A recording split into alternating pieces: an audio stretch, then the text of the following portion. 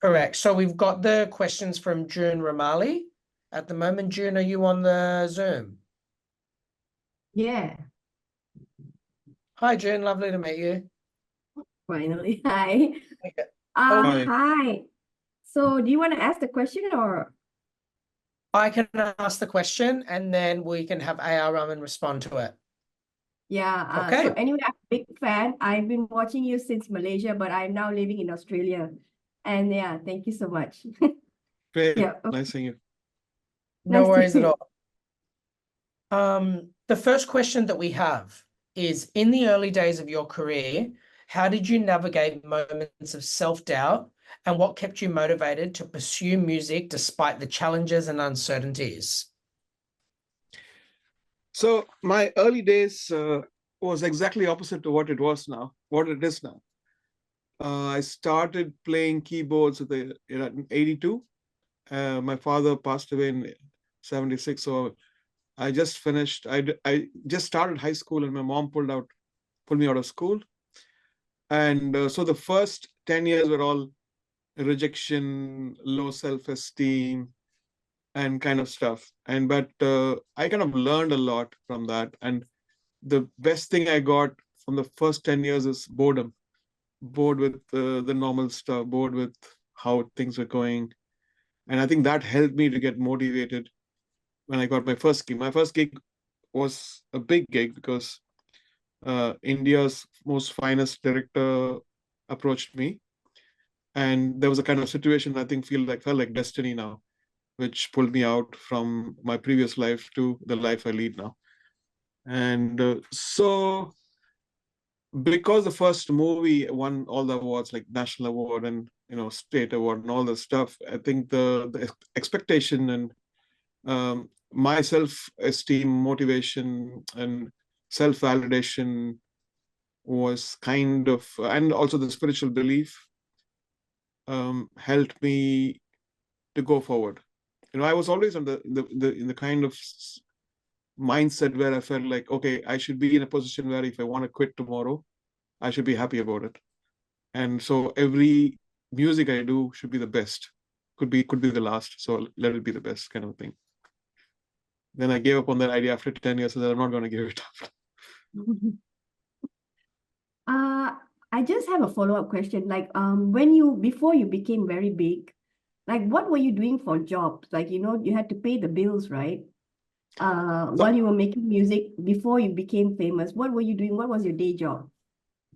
So my day, that's not day job actually. It's a night job. I was doing schooling, and then I was a roadie.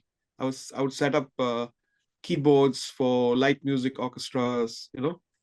So this was a source of income because my father passed away and my mother ran the show.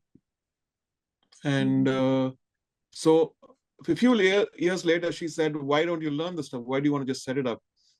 You learn the stuff and start playing." So it started like a slow process, but steady. Okay. All right. All right, guys. Thank you so much. Thank you. We have question 2 now from Daily Straits. Choosing a creative career in music over a more traditional or stable path can be daunting. How did you share this decision with your parents, and what was their reaction to your choice to pursue music full time? So I just to Actually, add to that, yeah, because we're from Asian family, right? They always want us to be doctors, lawyers, or engineers, but you chose a very different path, you see. So I just wondered how you did it. so I think I was lucky to get a mother who believed that it would be useless for me to do any academics. She believed that because the husband, my father, was a conductor, arranger, composer. He said, just do what your father did. Don't waste your time studying all the stuff. It won't pay you. So she was very, very clear about it, but I was very confused. But now I celebrate her for that decision because I didn't waste 10 years of my life studying, graduating, and doing all the stuff. I learn a lot from life and experiences and my, people I work with. Okay, good. Thank you. We have one more question now. Breaking into the music industry can be tough, especially with its competitive and sometimes political nature. Who gave you your first big break? And how did you overcome the obstacles that came with getting your music heard? In India, actually, the biggest marketing tool are movies. You know, when you do a song, the movies, they film it, they promote it.